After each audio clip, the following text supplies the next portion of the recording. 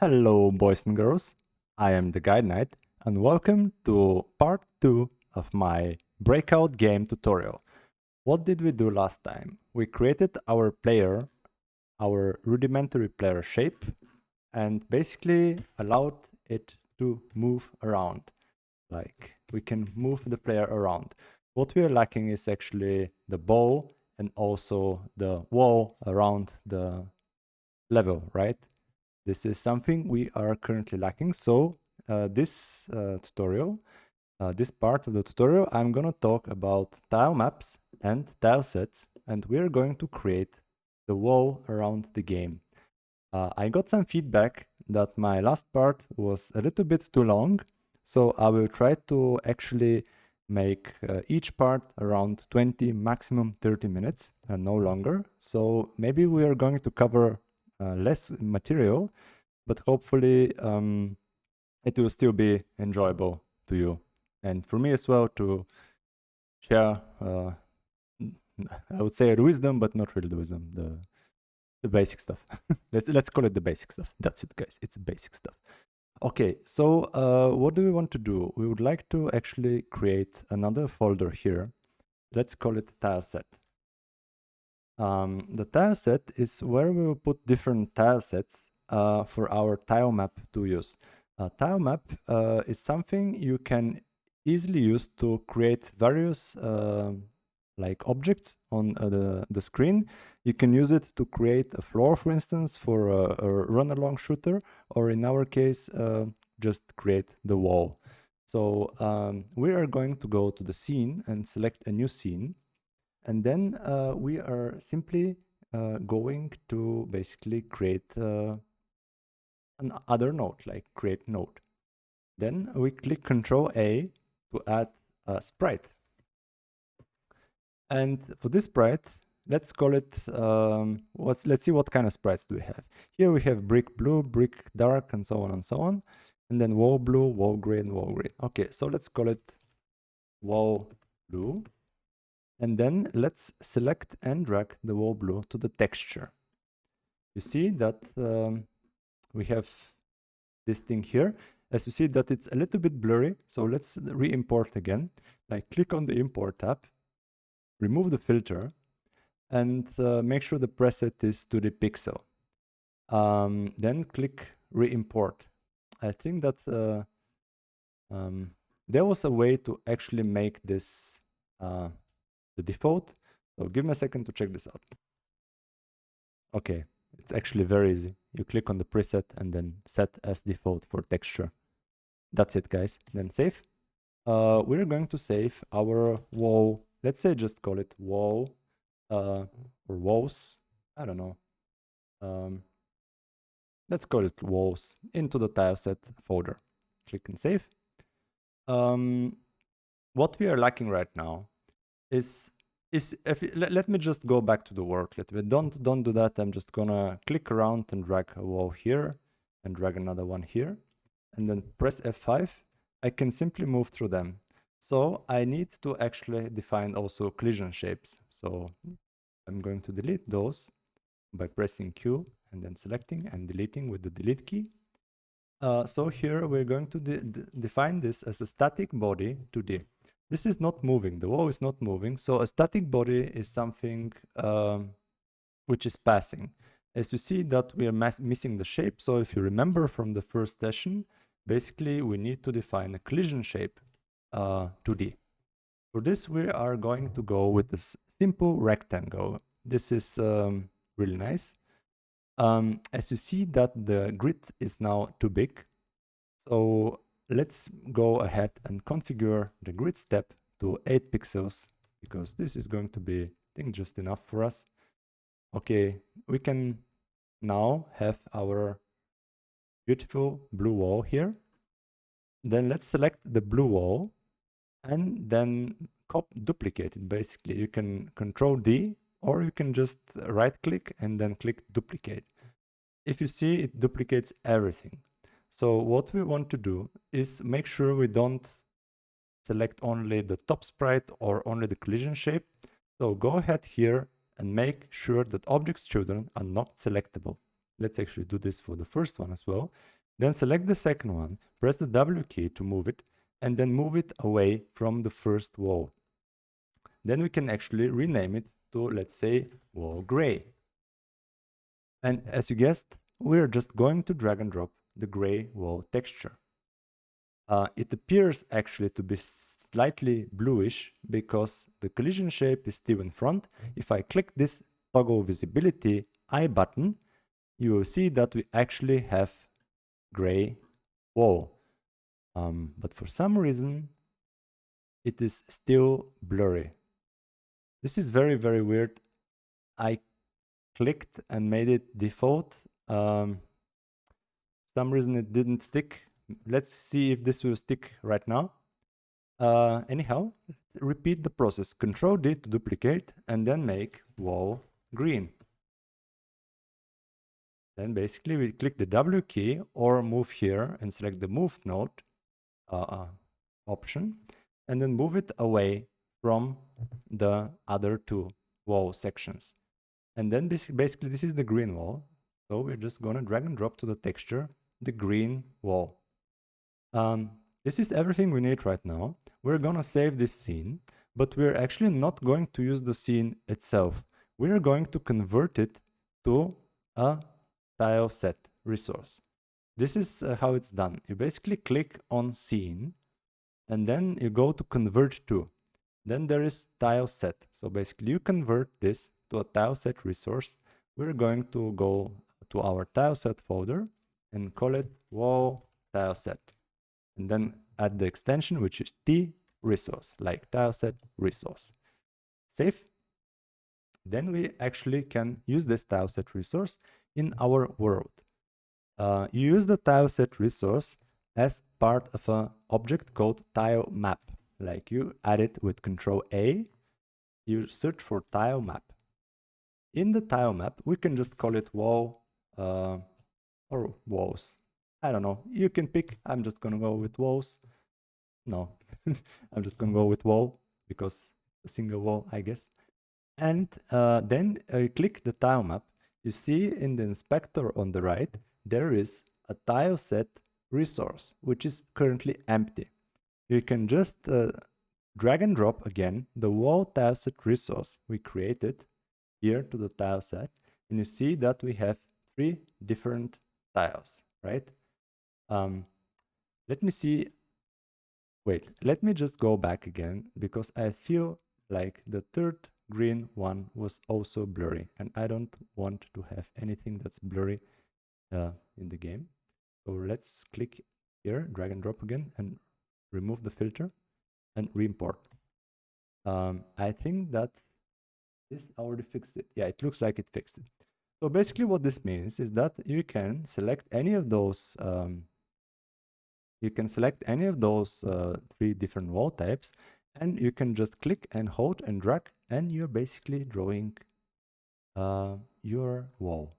It is very ugly because, first of all, there are a lot of empty spaces. Like this is not the size we want to have, right? Our size is 32 by 32, but if you expand the cell section here, you see that the cell size is 64 by 64. So we are off by exactly like 3/3. So basically we change it to yeah, 3/4 anyhow. So we basically change it to 32 by 32, and then we can just let's say I would like to have a green wall. So I just click and hold and drag across to the top. If you did something like this, don't worry. The way to actually remove this is not by trying to select it and going Q and selecting and then drawing everything. You just press the right mouse button. The right mouse button is delete tile and left mouse button is set tile. So this is basically what we're going to use for our wall. Basically make sure you can draw it as you like it, but I would like to also have the top to be a different color because why not? We have it. I don't know. I don't want to have it that much color inside. So let's just save it and let's see if our player can collide with the wall. So press F5 to run the player. and it actually collides. That's really nice. So we have a player that we can move, and we have the wall. What we don't have right now is the ball. So guys, let's add the ball, right? For this, we will create, you guessed it, we're gonna create a new scene. And let's make it, I don't know, let's make it a rigid body. Let's see if we actually would need to change that.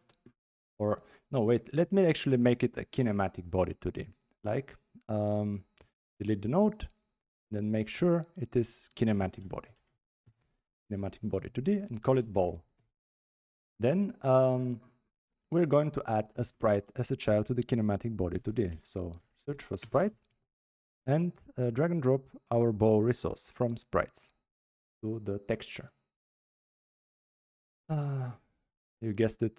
Some reason this is very annoying. Maybe I'm doing it in the wrong order, or if you know actually why it's happening or how can I fix it, it would be very useful. But let's save for now our scene with the sprite. I'm gonna go and save it into the player. Maybe not the 100% correct location, but as it's only a ball and kind of goes with the player, let's go ahead and save it there. We're gonna also add collision shape. As the collision shape usually is a child of the kinematic body, we go ahead and click on the ball, not on the sprite, to make sure the child is of the kinematic body and not of the sprite, and create a new collision shape 2D, like Control A, collision shape 2D. We're gonna go ahead and choose the circle shape because circle is really nice, and I have selected my snap. Here is like 16 by 16 pixels. You can disable it, enable it. If it like jumps over, you can just disable it and like make sure it's exactly the size you would like to have. But for me, it happens to be exactly what I need if I have the grid size to 16 pixels. So go ahead and save it. And now in our world, we can actually add the ball as well by clicking the scene and dragging and dropping it on top here. Let's drag it here, for instance. Then we can save and we can play the game, and we have a ball, which is not moving, which is fine. Now, as a final thing for this episode, we're gonna try and make the ball move. We would need to actually create a script for that. Go to the ball scene and click add new script. Attach a new or existing script to the selected node. We're gonna create a new script. Just call it ball GD and create. We're going to actually remove all of that, and we're going to define several variables. Let's say first we define the speed of the ball, like speed. Let's say we would like the ball to move with 500 speed, whatever that is, some unit, pixels or whatever. And then basically we also need to define the velocity. The difference between the speed and velocity is that the speed is basically just the linear factor of how much we would like, how fast we would like the ball to move, and the velocity is also the vector, so the direction. Like basically it is a vector 2 velocity, the vector 2 0. Or if you prefer, you can just type it out. It's like 0, 0, 0. Like this is our initial velocity. This is our speed when we move the ball. And we also need basically a direction, like the initial direction and then the direction the ball moves towards. So basically, I think we can extract that from the velocity, but we'll just use another variable just to make it a little bit easier. So basically direction equals vector 2. Then let's say it's 0.5 and 1. So basically we would like to move in the x-axis, like this direction, to move like a little bit, and in the y-axis to move up. So basically we move a little bit to the right and up. That's our direction right now. And let's go and define our physics process function. Go func If I can type correctly, that would be awesome.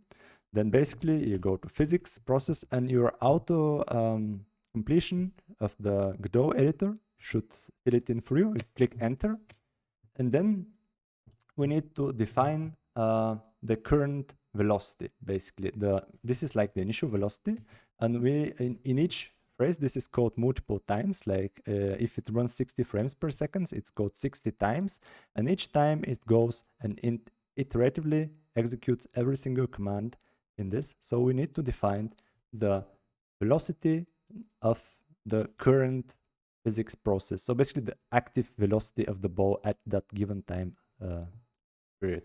So like we basically define velocity equals speed times delta. In this case, we're actually going to use a different method. We're not going to use the move and slide. We're going to use the move and collide method. And that's why we are going to multiply by delta so that we don't get too large velocity, basically. So interestingly enough, I just figured out that I don't need this velocity. I just needed the initial direction. And we're going to define the velocity inside the physics process. Let's see if it works. So basically, we are going to move and collide. This is a function that is part of the, I think, kinematic body 2D, yes. And the move and collide has the following description. It's very useful to read the documentation, guys. I advise you to always do it. So basically, it moves the body along the vector, relatively vector. The body will stop if it collides. Returns the kinematic collision 2D, which contains information about the collision.